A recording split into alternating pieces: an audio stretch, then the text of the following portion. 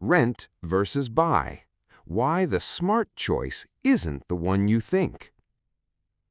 Two people, same age, same job, same paycheck, same $75,000 sitting in the bank. One of them buys a house, the other one doesn't. 20 years later, one of them has almost $1 million more than the other. And I promise you, it is not the one you're guessing right now. Stick around, because by the end of this video, you'll know exactly which decision actually builds more wealth, and more importantly, why almost nobody makes that decision correctly, even when they pick the right side. Let's call our two people Maya and Dan. Both 30 years old. Both make $75,000 a year. Both have spent the last few years living like broke college students so they could save up $75,000 in cash. Here's where it gets interesting. Everyone in their life has an opinion. Maya's uncle tells her renting is throwing money away. Dan's coworker tells him a mortgage is a trap that keeps you poor for 30 years. They can't both be right, and honestly, they're both a little bit wrong. Because the real answer isn't buying is smart or renting is smart. The real answer depends on math most people never actually run, and on whether you're the kind of person who can be trusted with your own money left unsupervised. That second part is going to matter a lot more than you think. Maya finds a house she loves, $340,000. She puts down 20%, which is $68,000, and keeps $7,000 for closing costs, inspection fees, lender fees, title fees, and the pile of paperwork nobody actually reads before signing. She takes a 30-year mortgage at 7% interest on the remaining $272,000. Her mortgage payment alone comes out to roughly $1,810 a month. But a mortgage is never the whole story. Add property taxes around $340 a month, insurance around $140 a month, and a maintenance cushion of about $280 a month, because something in every house eventually breaks, usually on a Sunday. Total monthly cost about $2,570.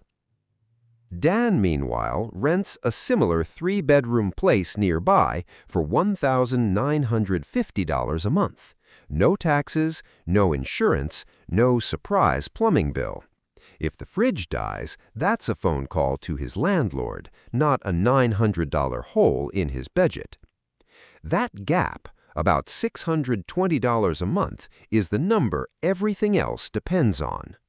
Dan takes his full $75,000 and puts it into a low-cost index fund. Then, every single month, he adds that $620 difference on top. Why year one feels like a trap for Maya. Here's the part almost nobody explains properly. In Maya's very first mortgage payment, about $1,585 of it is pure interest. Only around $225 actually chips away at what she owes. So when people say at least a mortgage builds equity, what they usually mean is eventually, not yet. In year one, Maya is mostly renting money from the bank instead of a house from a landlord. That doesn't make her choice wrong. It just means the scoreboard doesn't reset in her favor overnight. Fast forward year 5. Maya has paid down about $18,000 of her loan balance.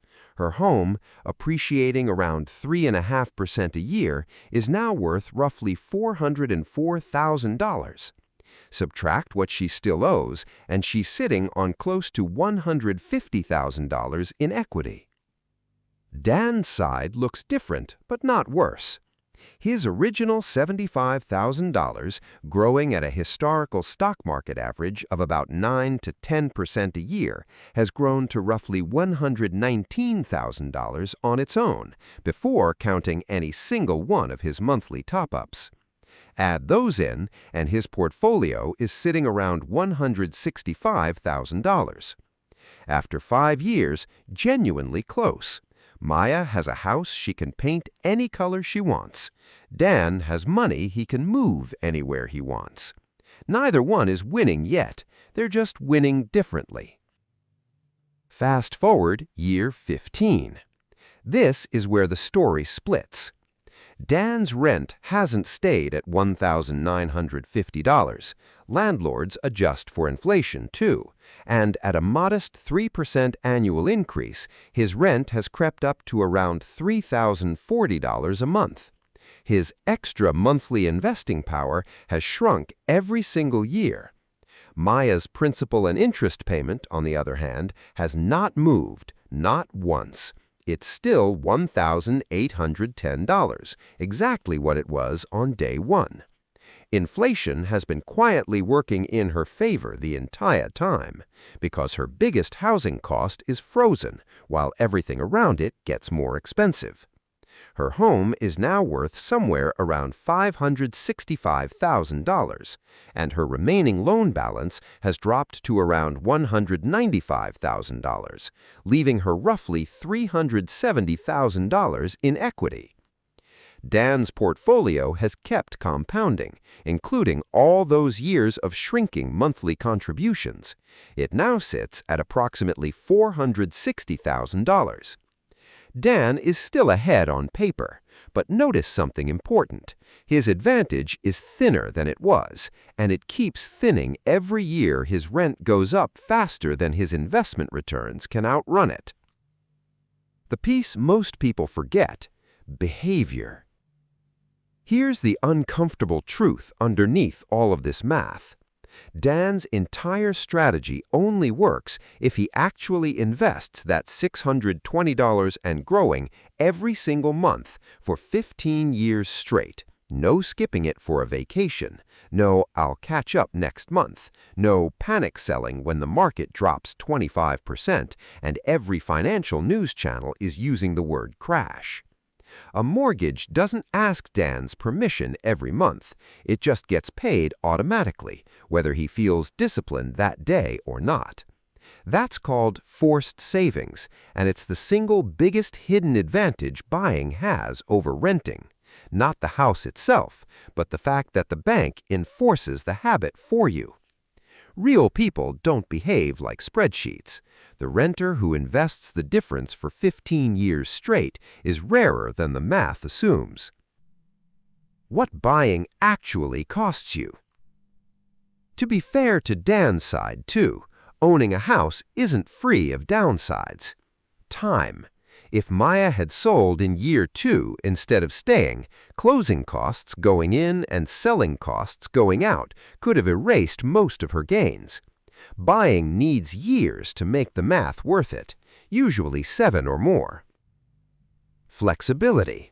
If Maya gets a dream job offer across the country, she can't just give 30 days notice like Dan can. She's stuck selling or becoming a long-distance landlord dealing with tenants and repairs from another time zone. Concentration. Dan owns a slice of thousands of companies. Maya owns one house in one neighborhood in one city. If that specific area struggles, she can't rebalance her portfolio by selling a bedroom. Liquidity. If Dan needs $15,000 tomorrow, he sells some shares. If Maya needs $15,000, her options are refinancing, a home equity loan, or selling the whole house.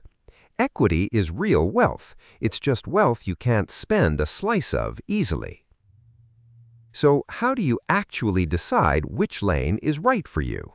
Not with vibes, with 3 questions. Step 1. How long will you actually stay put? Under 5 years, renting usually wins by default, because transaction costs eat buyers alive on short timelines. Over 7 to 10 years, buying starts pulling ahead as the fixed payment becomes more valuable against rising rents. Step 2. Check the price-to-rent ratio in your area. Take the home price and divide it by what a year of rent would cost for a similar place. Under 15, buying tends to look attractive. Above 20, renting is often the financially sharper move, even before you factor in lifestyle. Step 3. Be honest about your own discipline. If you're the type who will absolutely invest the difference every single month, renting and investing can genuinely outperform buying. But if you know deep down that extra money tends to quietly disappear into your everyday spending, the forced savings of a mortgage might build you more real wealth than a plan that depends on willpower you don't consistently have. There's no universal right answer here. There's only the right answer for how long you're staying, what your local market looks like, and who you actually are with unsupervised money. If this changed how you think about the whole rent versus buy debate, hit subscribe. I break down the real math behind money decisions like this every single week. No fluff, no sales pitch. And I want to know, are you Team Maya or Team Dan? Drop it in the comments and tell me your actual timeline, because that's the one number that decides who's right. See you in the next one.